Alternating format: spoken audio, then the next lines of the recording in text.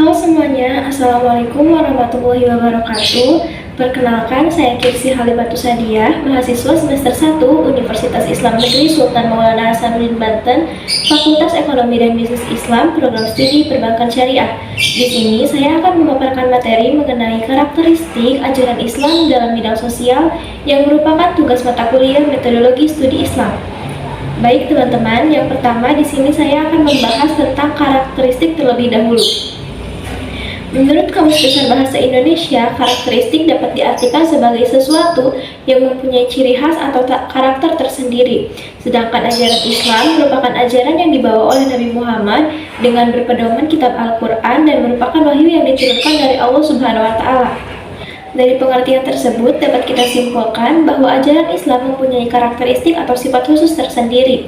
Dalam ajarannya sendiri, Islam telah mengatur beberapa bidang seperti politik, ekonomi, budaya, sosial, maupun muamalah. Namun kali ini saya akan menjelaskan karakteristik ajaran Islam dalam bidang sosial dengan lebih spesifik. Karakteristik ajaran Islam dapat dilihat dari ajaran di bidang sosial, dan tentunya ajaran Islam di bidang sosial sangat menonjol karena seluruh bidang ajaran Islam disebutkan untuk mensejahterakan kehidupan manusia. Jadi visi dari ajaran Islam sendiri tentunya mensejahterakan umat dan menciptakan kerukunan. Oleh karena itu, pastinya ajaran Islam dalam bidang sosial dapat dikatakan sebagai bidang yang paling menonjol. Contoh dalam bidang sosial, Islam sangat menjunjung tinggi kerukunan, sikap saling tolong-menolong, menasihati antar umat, egaliter atau kesamaan derajat, dan tentunya di dalam Islam sendiri, semua manusia itu derajatnya sama di mata Allah selain mereka yang mempunyai kualitas takwa yang berbeda. Di dalam Islam sendiri, kualitas dan ketinggian derajat seseorang ditentukan oleh ketakwaan yang ditunjukkan dengan kebermanfaatannya bagi orang banyak atau tingkat ibadahnya yang lebih tinggi. Dan tentunya bukan ditentukan oleh kebangsaan, nenek moyang, jenis kelamin, ataupun warna kulit. Maka semua orang Islam memiliki kesempatan yang sama. Menurut pengertian yang dilakukan oleh Jalaluddin Rahmat, Islam ternyata agama yang menekankan urusan muamalah lebih besar daripada urusan ibadah. Islam ternyata lebih banyak memperhatikan aspek kehidupan sosial dibanding ritual. Islam merupakan agama yang menjadikan seluruh bumi ini masjid, tempat mengabdi kepada Allah. Hal ini dapat kita lihat ketika kita mempunyai urusan sosial yang waktunya bersamaan dengan urusan ibadah, maka kita bisa memperpendek atau menangguhkan ibadah tersebut melalui cara jamaatul qasar. Dan bukan berarti ibadah kita ditinggalkan. Hal itu merupakan salah satu keringanan dari Allah Subhanahu wa Ta'ala. Dalam hadisnya, Rasulullah mengingatkan imam supaya memperpendek sholatnya bila di tengah jalan ada yang sakit, orang yang lemah, orang tua, atau yang mempunyai keperluan. Islam menilai bahwa yang dilakukan secara berjamaah atau bersama-sama dengan orang lain nilainya lebih tinggi daripada sholat yang dilakukan secara perorangan dengan perbandingan 27 derajat. Islam pula menilai bila urusan ibadah dilakukan tidak sempurna atau batal karena melanggar pantangan tertentu, maka kifarat tebusannya adalah dengan melakukan sesuatu yang berhubungan dengan urusan sosial. Contohnya, bila puasa tidak mampu dilakukan karena sakit, maka boleh diganti dengan fidyah atau tebusan dalam bentuk sedekah makanan bagi orang miskin. Orang-orang yang berbuat zalim tidak akan hilang dosanya dengan membaca zikir 1000 kali. Bahkan dari beberapa keterangan, kita mendapatkan kesan bahwa ibadah ritual tidak diterima Allah bila pelakunya melanggar urusan-urusan sosial atau norma-norma sosial. Dan bisa disebut juga norma-norma muamalah. Muamalah sendiri berasal dari kata amilah yang berarti berbuat atau beramal. Secara etimologi berarti saling berbuat, saling beramal, atau berinteraksi sosial. Sedangkan dalam arti luas, muamalah tidak hanya membahas tentang masalah tizaroh, melainkan tata aturan ilah yang mengatur hubungan manusia dengan sesama manusia, hubungan dengan benda, atau hubungan dengan alam semesta. Muamalah adalah tuntunan hidup seperti makhluk psikofisik yang berada di tengah-tengah masyarakat atau manusia lainnya. Islam telah menggariskan seperangkat aturan sosial kemasyarakatan yang terbukti mampu mewujudkan keharmonisan interaksi laki-laki dan perempuan sebagai bagian dari masyarakat yang berpengetahuan mulia.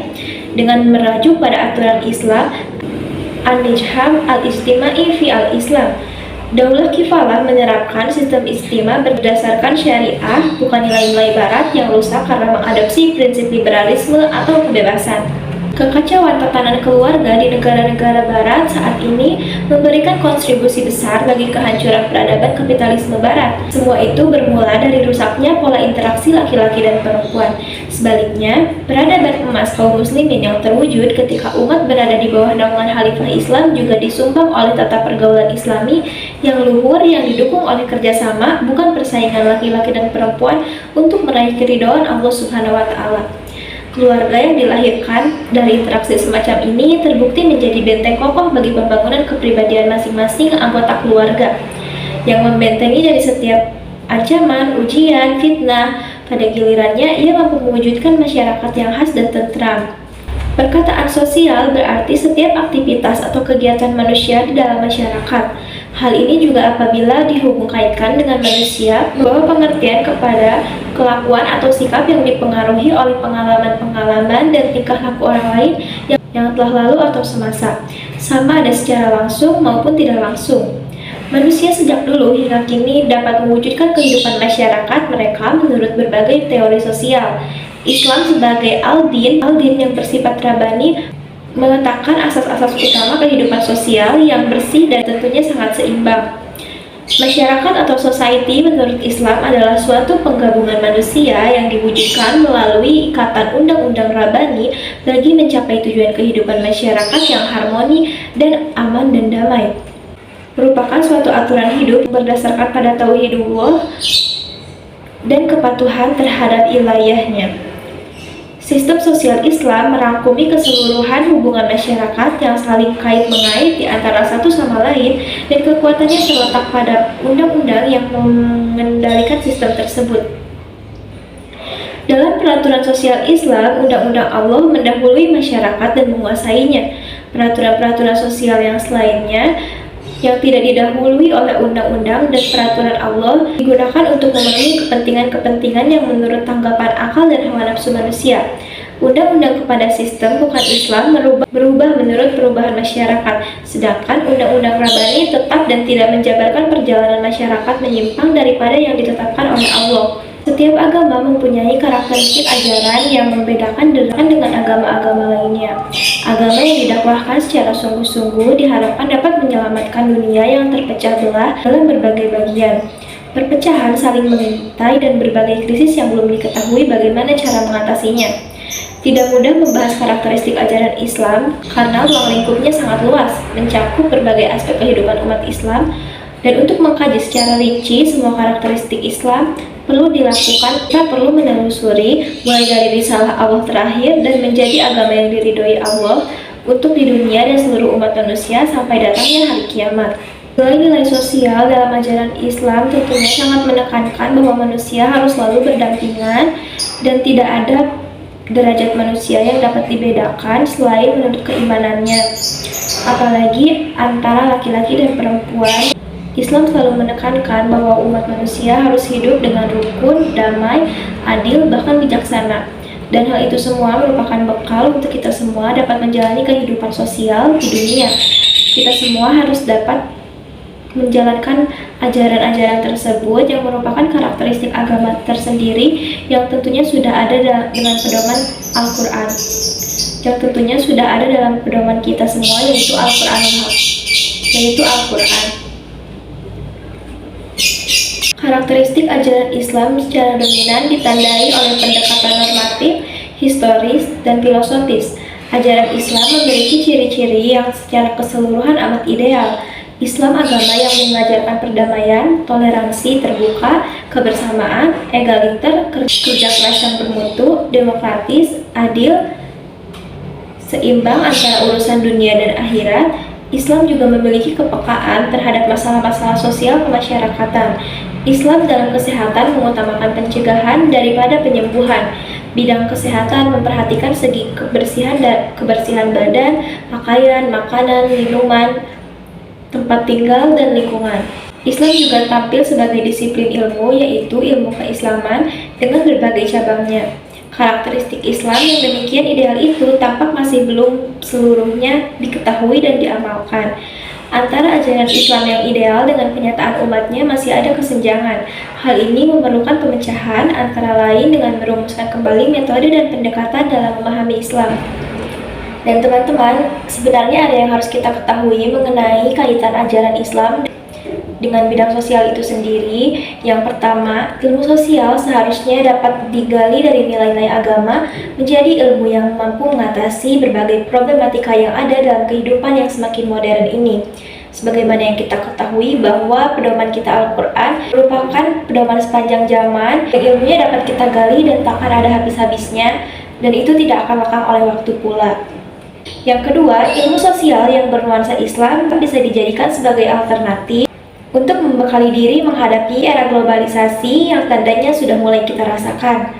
Yang ketiga, peran ilmu sosial di era globalisasi menjadi filter terhadap dampak globalisasi, yaitu membuang hal yang negatif dan mengambil hal yang bermanfaat untuk membangun manusia seutuhnya pada era globalisasi, jadi pribadi yang beragama, beriman, dan bertakwa. Hubungan agama Islam dengan ilmu sosial. Dalam bidang sosial, Islam memperkenalkan ajaran yang bersifat egaliter atau kesetaraan dan kesederajatan antar manusia dengan manusia lain. Karakteristik ajaran Islam dapat dilihat dari ajaran di bidang ilmu sosial. Ajaran-ajaran Islam pada akhirnya ditujukan untuk mensejahterakan manusia. Dan Allah berfirman dalam Al-Quran, "Hai manusia, sesungguhnya kami menciptakan kamu dari seorang laki-laki dan seorang perempuan dan menjadikan kamu berbangsa-bangsa, bersuku-suku, supaya kamu saling mengenal. Sesungguhnya orang yang paling mulia di antara kamu di sisi Allah adalah orang yang paling bertakwa di antara kamu. Sesungguhnya Allah Maha Mengetahui lagi Maha Mengenal." Selain itu, ada pandangan Islam mengenai bidang sosial. Yang pertama, ilmu-ilmu agama pada segi-seginya yang menyangkut masalah sosial dimatai dengan menggunakan piranti ilmiah atau metodologi ilmiah yang di dalamnya mengandung teori yang akan digunakan. Yang kedua, Islam tampil sebagai agama yang memberikan perhatian pada keseimbangan hidup antara dunia dan akhirat, hubungan manusia dengan Tuhan, antara hubungan manusia dengan manusia, dan antara urusan ibadah dengan urusan muamalah. Yang selanjutnya, ilmu sosial propetik, yaitu ilmu sosial yang hanya menjelaskan dan mengubah fenomena sosial, tetapi juga memberi petunjuk ke arah mana transformasi itu dilakukan. Dan yang terakhir, ilmu sosial propetik merupakan penafsiran yang mendalam dari surat Al-Imran ayat 110, yang artinya, "Engkau adalah umat terbaik yang diturunkan di tengah manusia untuk menegakkan kebaikan, mencegah kemungkaran, dan beriman kepada Allah." Baik teman-teman, itu saja hal yang dapat saya sampaikan mengenai karakteristik ajaran Islam. Kesimpulannya, kita sangat amat beruntung berada dalam ruang lingkup umat muslim, dan kita mempunyai agama yang berpedoman pada Al-Quran yang telah membekali kita tata cara hidup di dunia secara rukun dan damai. Tentunya kita merupakan orang-orang terpilih yang beruntung dan karena kita mempunyai hidayah untuk memeluk agama yang sangat sempurna, yaitu Islam. Dan tentunya jangan lupa untuk selalu meningkatkan keagamaan dan ketakwaan kita sebagai tanda terima kasih kita kepada Allah. Dan jangan lupa untuk mengamalkan semua ajaran-ajaran Islam yang telah diatur oleh Allah dalam Al-Quran. Terima kasih. Wassalamualaikum warahmatullahi wabarakatuh.